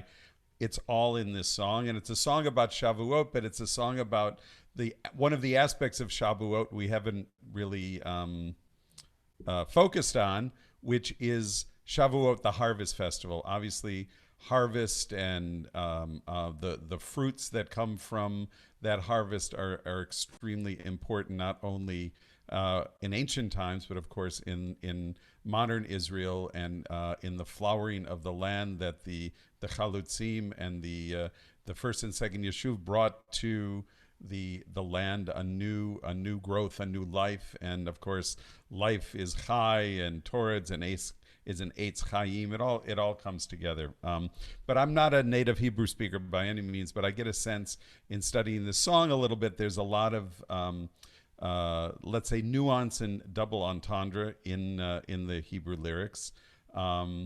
It's I think one part a little bit of love song, a little bit of spring fever, a little bit of Torah, and I'll share with you a relatively rough translation before I sing it. And before I sing it, I want to thank our pianist Randy Polovoy, who recorded the accompaniment. And fortunately, I have the technology that I'm able to sing with virtual Randy live for you this evening. Hem bazemer hazeh, it's all in this song. Sweet goodies that are in the basket, there are none prettier than these. And days like these, they're all in this song. And the girl that is dancing, if I don't have her, whom do I have? And that to whom my soul only goes to, they're all in this song. A festival day is a day that drives you crazy. And I'm going to just read the Hebrew. Hasimla asher me'aleha vehatchelet be'eineha. It's hasimla, the canopy that is over us.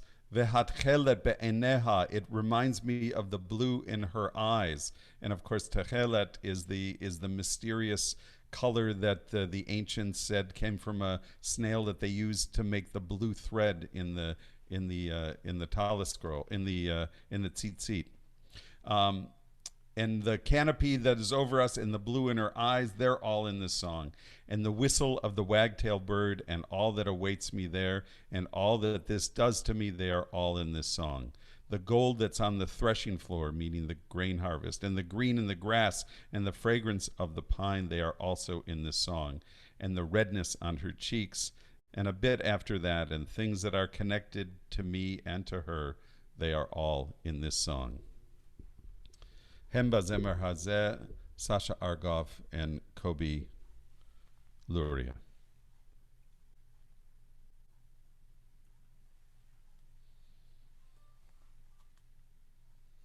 Sorry.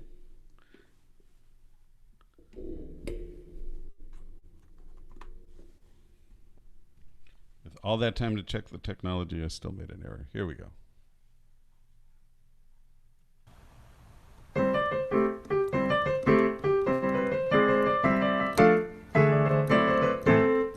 הבגדים אשר בטרן יפים מאלה, וימים אשר כאלה הם כולם בזמר הזה. והבת אשר רוקדת עם אין הילי מילי, ואשר נפשי שלי יוצרת רק עליה, הם כולם בזמר הזה. יום של חג הוא יום משגע, השמלה אשר מעליה, והתכלת בעיניה, הם בזמר הזה. ושריקת הנחל אלי, וכל מה ששם מחלל לי, וכל מה שזה עושה לי, הם בזמר הזה.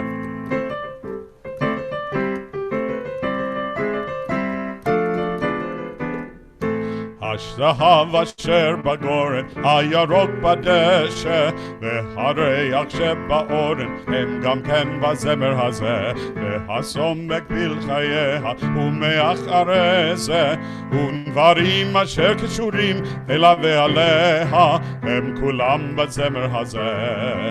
יום של חג הוא יום משגע, השמלה אשר מעלה, והתכלת בעיניה, הם בזמר הזה. ושריחת הנחל אלי, וכל מה ששם מקקה לי, וכל מה שזה עושה לי, הם בזמר הזה. תודה רבה. תודה רבה לך. Thank you.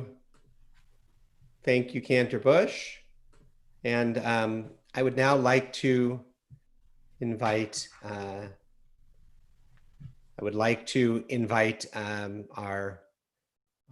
my colleague, Rabbi Lindy Resnick, to offer us a teaching. Thank you so much, Rabbi Kupitz. It's an honor to be with you all. The movement dancer yogi in me says, everybody put your hands up, wiggle in your chairs, maybe stand up for a moment, stretch.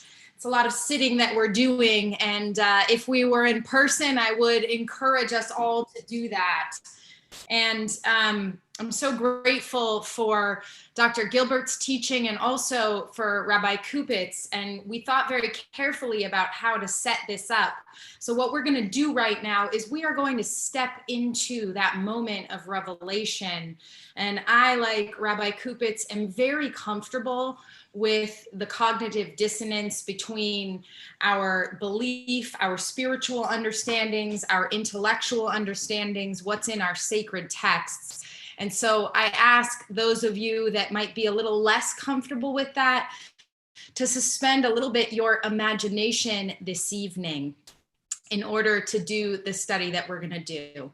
I'm going to move a lot faster than I normally move and perhaps a little less interactive than normal in order to get you to your oneg somewhat on time so you can enjoy one another.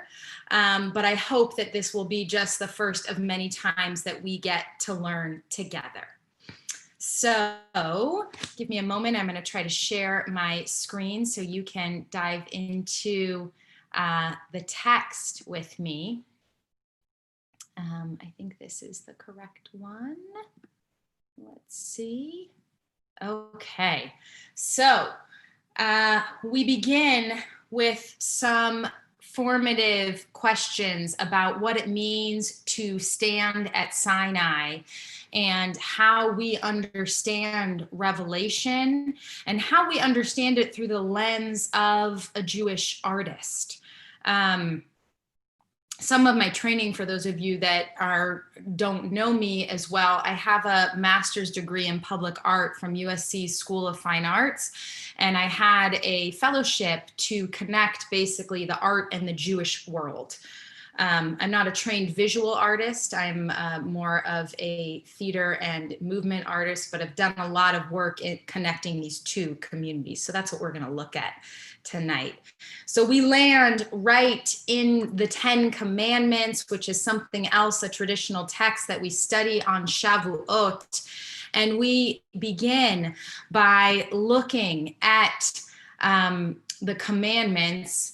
I read from the very beginning, you shall have no other gods besides me. That's one. You shall not make for yourself a sculptured image or any likeness of what is in the heavens above or on the earth below or in the waters under the earth. That second commandment has created quite a challenge for throughout the ages, and yet we have eons, decades, a plethora of Jewish artwork, some graven image and some in many other forms, as ancient as going back to Dora Europos, and some of the mosaic work that Dr. Gilbert showed us on the floors of synagogues themselves from ancient times. We see depictions of not only the divine itself, but of sacred moments, items, and understandings within our text. So the question of, does Jewish art exist, and how do Jewish artists understand and continue to evolve Torah while this prohibition exists, is one that I'm very comfortable with, and I encourage all of you to begin to ask yourselves as we look this evening at some of the images. You shall not make for yourself a sculptured image. The Women's Torah commentary, one of my favorite Torah commentaries, if you haven't had a chance, take a look at it. You can find it online in many places.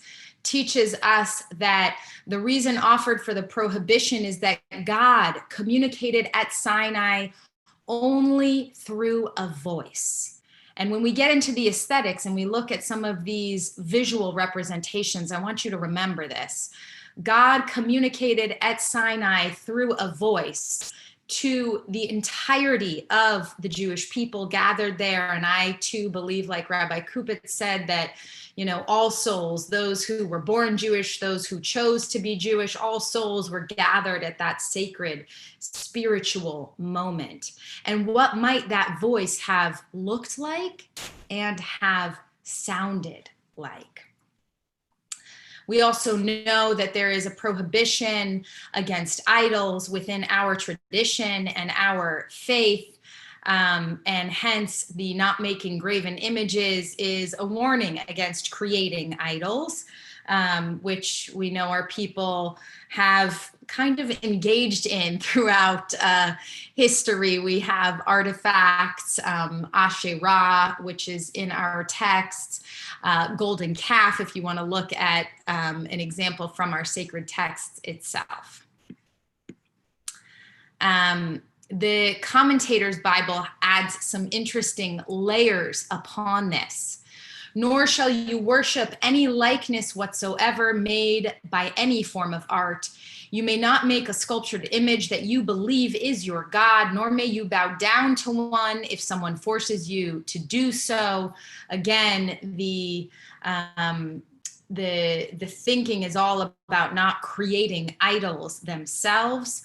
Even if you don't intend to worship it, you should not be creating it. And the reason is given that in Deuteronomy 4:15, it says, you saw no shape when the Lord your God spoke to you at Horeb out of the fire.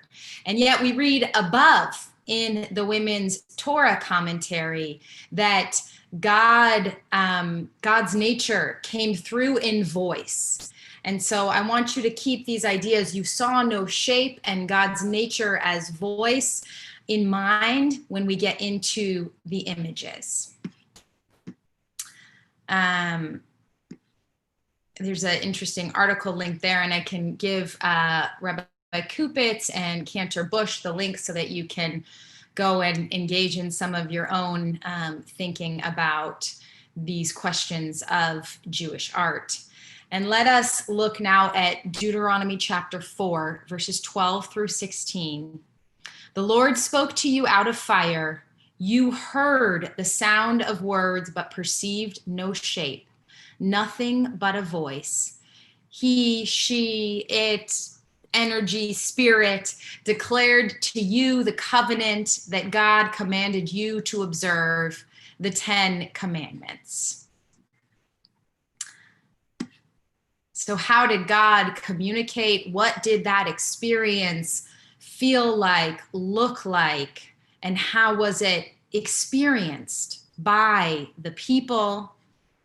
And we go now to our text, Exodus chapter 19, verses 16 through 20, the moment of revelation on the third day. And I want you, as I'm reading this, if you're comfortable, close your eyes. Picture what you might see.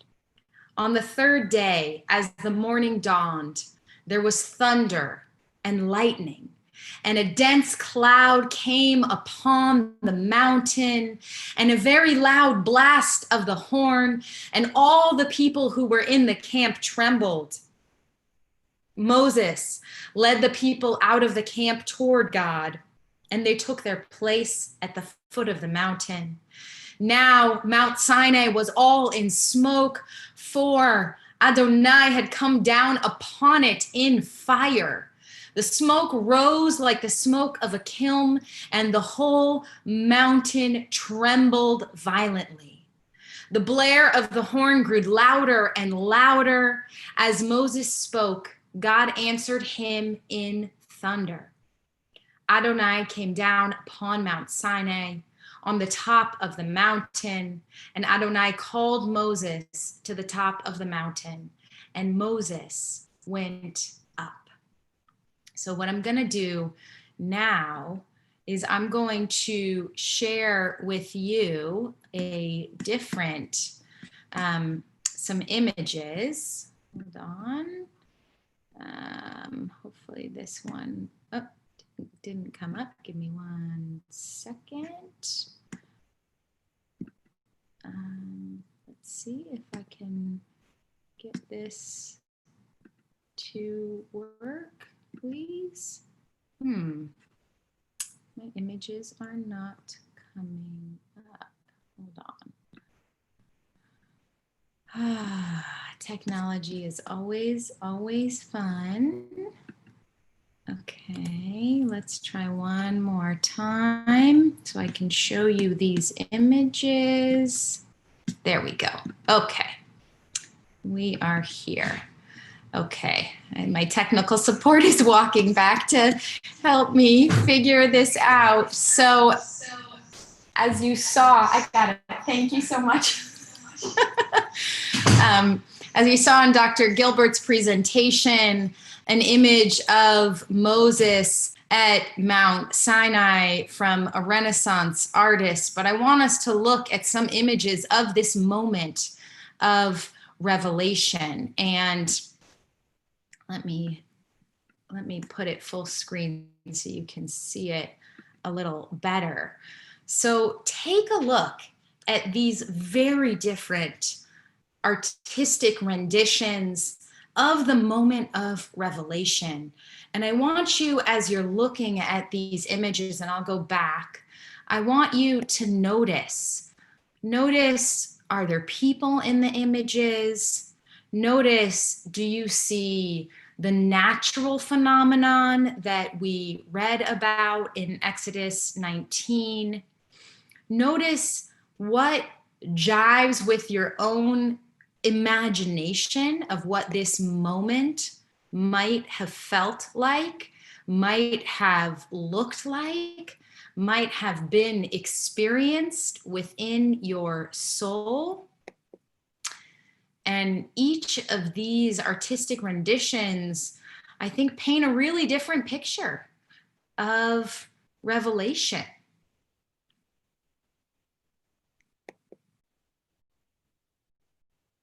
Some highlight the humans, some highlight the mountain, some highlight the sound itself. So I'm going to go back through these, and I want you to think about which of these images speaks most to you about the moment of revelation and why.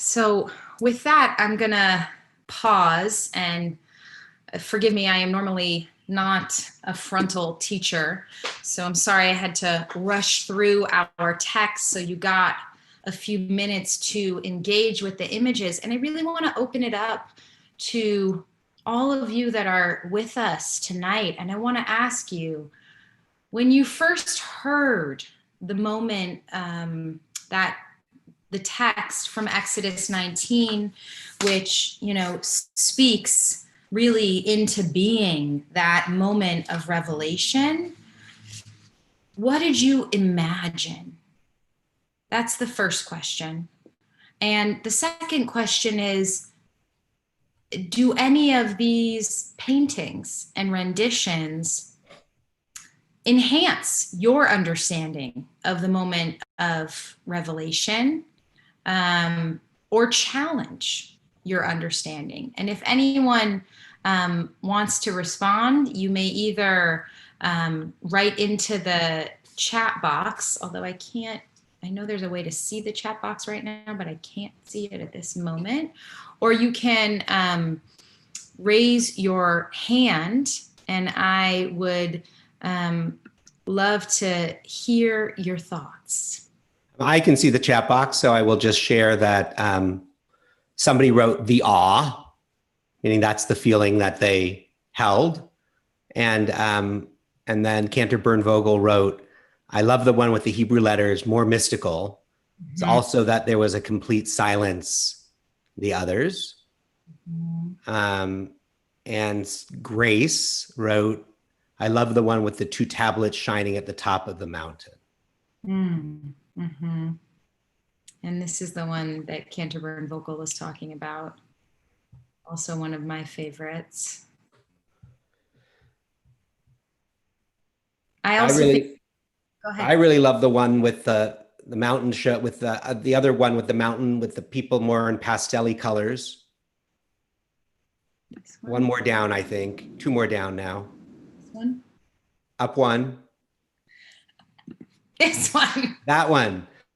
Because I love the, there is a midrash that says that that flowers appeared on Mount Sinai at the time of revelation. Mm-hmm. And I love the idea that the earth itself revealed in a different way at that moment. So I think that's a really cool thing.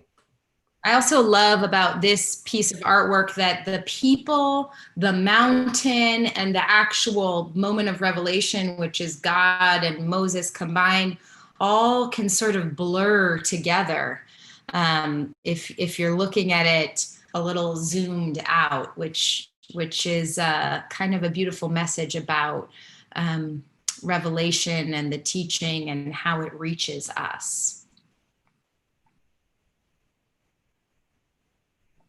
What about this one? Anyone have any thoughts on this particular piece? Yes, actually, we had somebody comment on it in the box. It says, interestingly, slide 7 speaks the most to me, perhaps because there is no crowd. It is more personal. Mm-hmm. Mm-hmm. And I don't think that moment of revelation, I think it's an intensely personal moment. And even if you're standing there surrounded by people, how beautiful to become part of the earth, right? Part of the earth and the holiness, whatever that is, that hovers above it. Wonderful.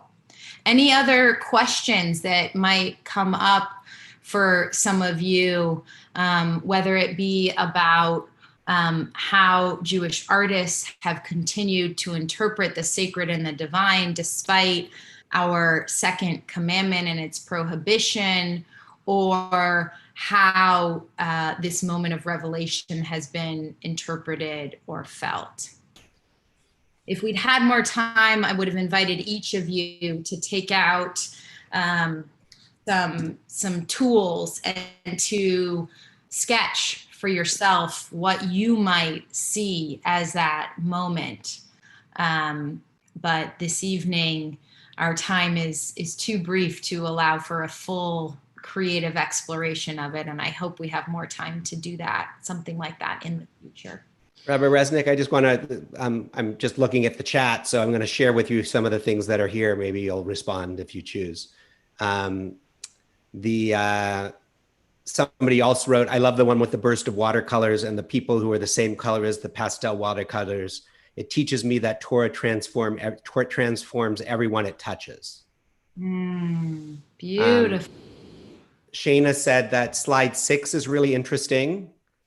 I can't help but note the almost idyllic background to the right of the frame. I wonder if it's supposed to represent Israel, and the long snaking line toward it, a snapshot of the wandering that the people have while learning, while the people were learning. There was a question by actually Cantor Byrne Vogel, who was asking whether she's just curious whether all the artists are Jewish. The artists of, I think, yes. I am not 100% sure. I have to double check on the Renaissance piece, but all of the others are. And clearly, you know, the more modern pieces for sure, because it, like Rabbi Kupitz said, right, with this particular image, it takes a Jewish artist to understand the Midrash with flowers on Mount Sinai in order to be able to create the work itself. And yet we have lots of artistic work that interprets Torah, because Torah is sacred not just to the Jewish people.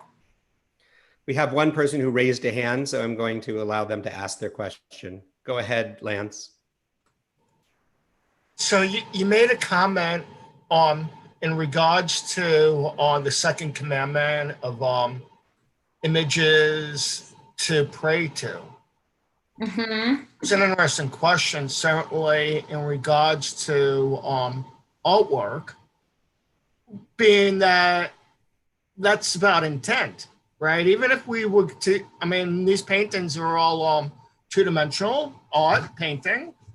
But if we transform this to sculpture, the idea of having like a Christ type image that you're going to pray to versus Jewish sculpture, that's kind of like a question of intent, right?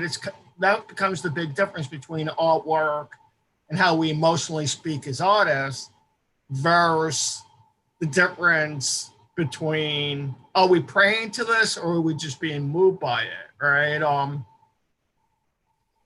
I kind of see a difference there.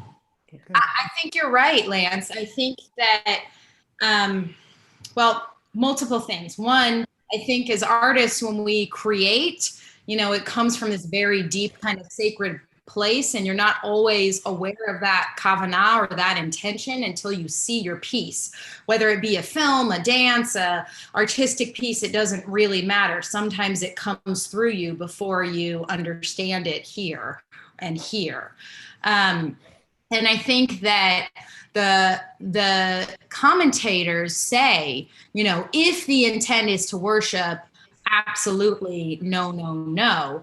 But I don't think that's how artists work. I think that the creative process is an opening to let the divine through, right? It's an opening to something greater than ourselves. And what comes out, that artistic work, is the experience of that, and usually not created intentionally to be worshiped.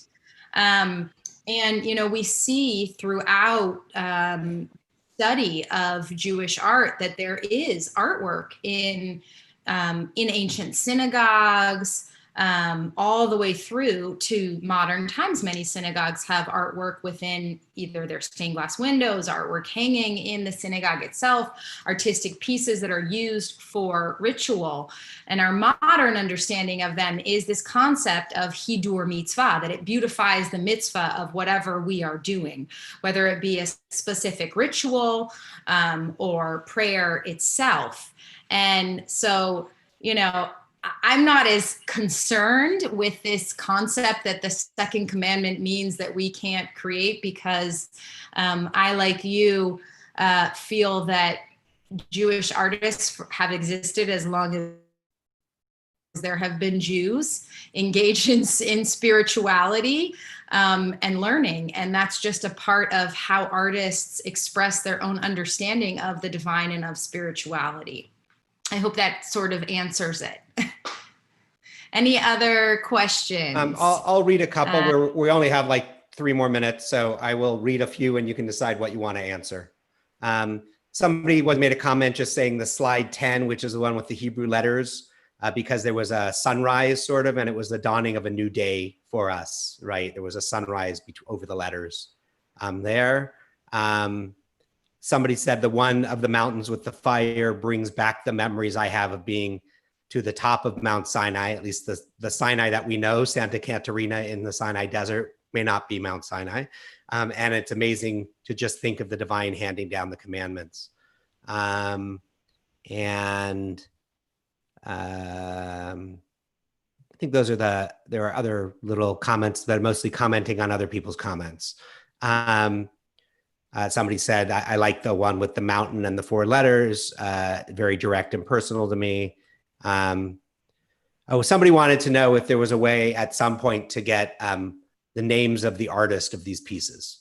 Yeah, I can send artistic bibliography post-Chag to share with everyone, absolutely. And I just want to back to one of those images, if I can, that you guys were talking about. So the real image is so powerful is because, again, remember in the beginning we read that God shared this revelation through word. And we'll remember that in the beginning of Genesis, God created the world, Breshit bara, with words, right? And so again, the words are what create this revelatory moment at Mount Sinai, which we all experienced.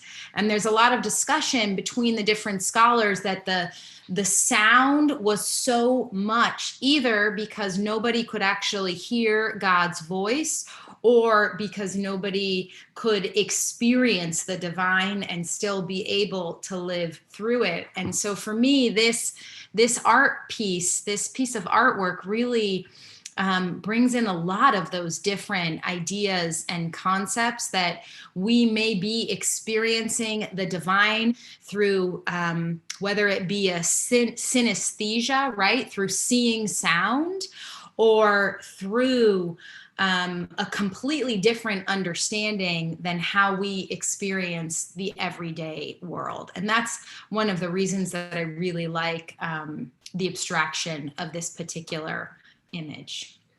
And somebody made the comment that you can see, they asked the question and then Cantor Vogel answered yes, but I talked about the Rabbi Akiva story and the crowns on the letters. And of course, these letters all have crowns on them. And that's, somebody asked, are those the crowns that we talked about? So that's just that artistic. You can see the crowns on all of these letters as well. Absolutely. And if you explore different Torahs and Torah scribe styles, you will see that different scribes have very different ways of doing what we call these crowns, the sort of tips of the letters, which is one of the artistic flourishes that can be put within a Torah itself. with that, I think I will stop and just thank you all for allowing me to teach and learn alongside you, and offer deepest gratitudes to not only my clergy partners, but Dr. Gilbert, Rabbi Kupitz, Cantor Bush, Cantor Byrne-Vogel. It's been so beautiful to build this wonderful evening with each of you. So we are going to close the more formal part of the evening with Kiddush and Motzi.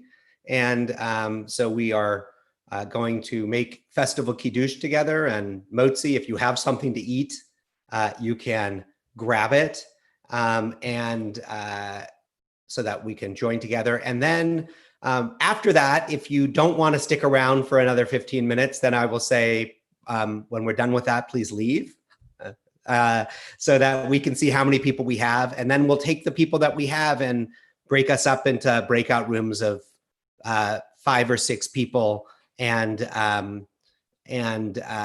get to introduce ourselves to each other and share a little bit with one another for about 15 minutes. And then we'll all close for the night. Lots of, well, I think probably now you can see comments, Rabbi Resnick, that you couldn't when you were sharing your screen, but lots of appreciation for the art opening up new ways for people to think. So that's what we hoped as we gave background and some text and some ideas, and ended with something that might open up all of us a little bit to think a little bit different about this. And so I'm glad that touched many people. I know that much of that art I had never seen before, and helps me to connect in new ways as well. So our Kiddush, who's leading Kiddush? Cantor Bush, is that you?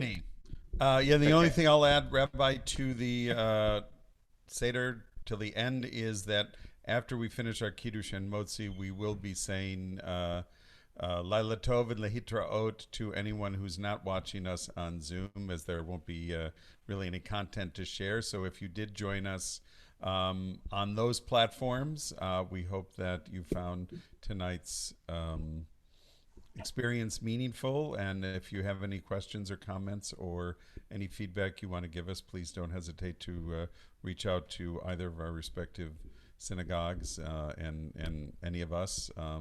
We'd love to hear from you as well if we did not get a chance to hear from you during the live interactive event. So let me just get my my Kiddush wine here.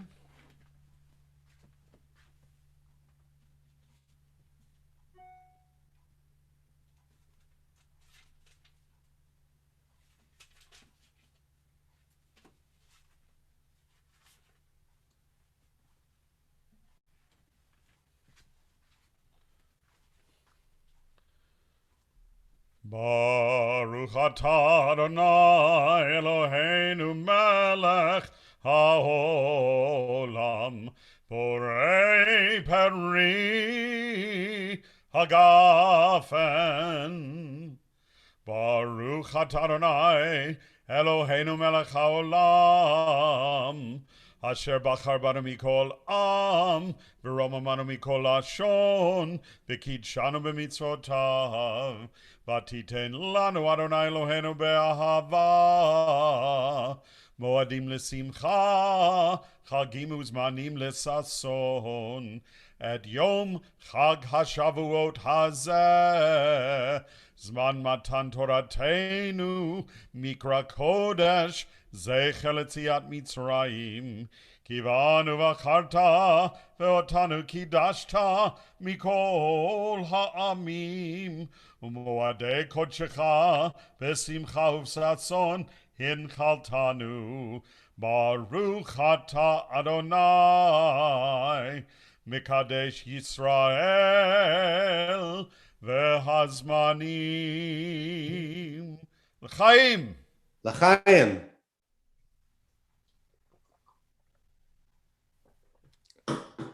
And for those of you who may want, You just muted yourself. I I did not, but okay.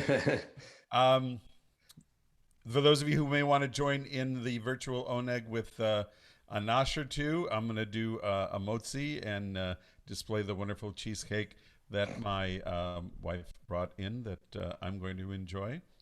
But I'm going to have a piece of lechem to say motzi. Hold on.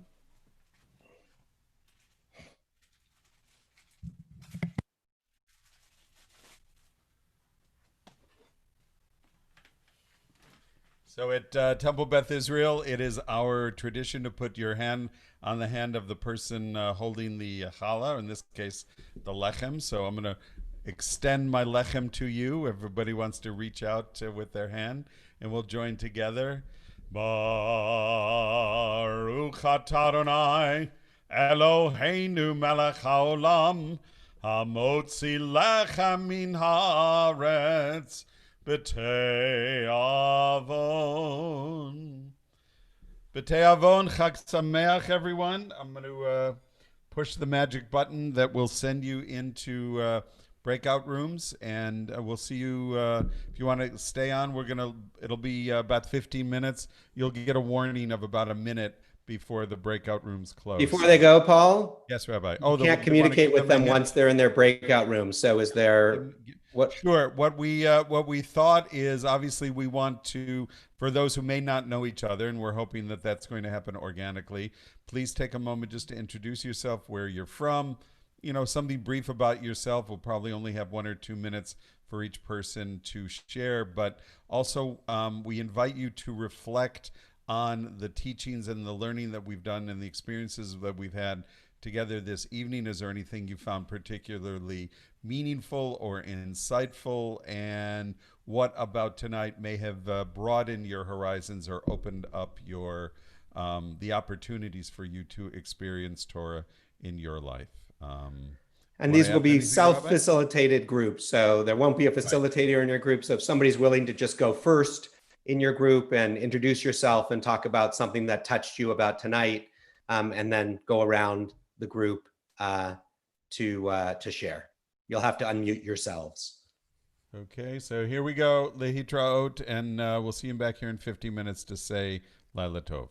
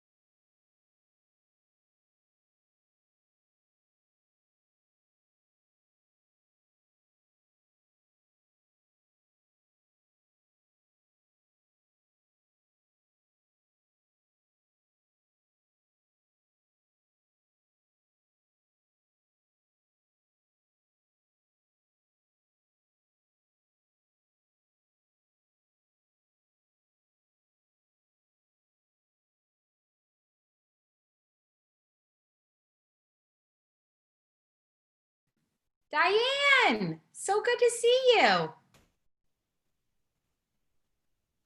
Oh.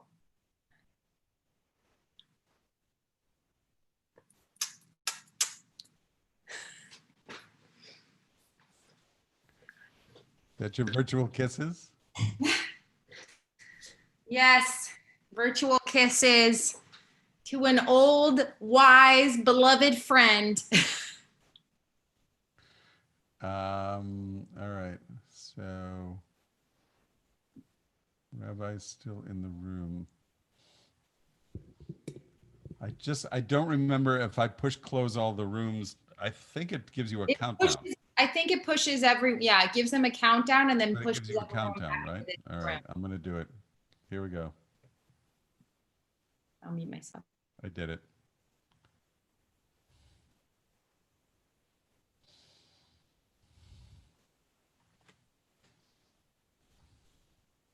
So I don't know, Rabbi, if you noticed Diane Schuster above your head and the Jordy Schuster's mom up there. Yes, I did. Now were you kissing, or was? Yes, that's who I was sending kisses to. Wait, you're Diane, muted. you're muted. Diane, I can't hear you. You're muted. Here, go ahead. Oh, nope, still muted. There you are. Okay, Lindy, hi. Yeah. I was telling Paul that I was on the URJ website watching all the whole for 4 hours tonight. So but she's going to watch ours. I wasn't able to join you until the very archived end. version. So Okay. I will watch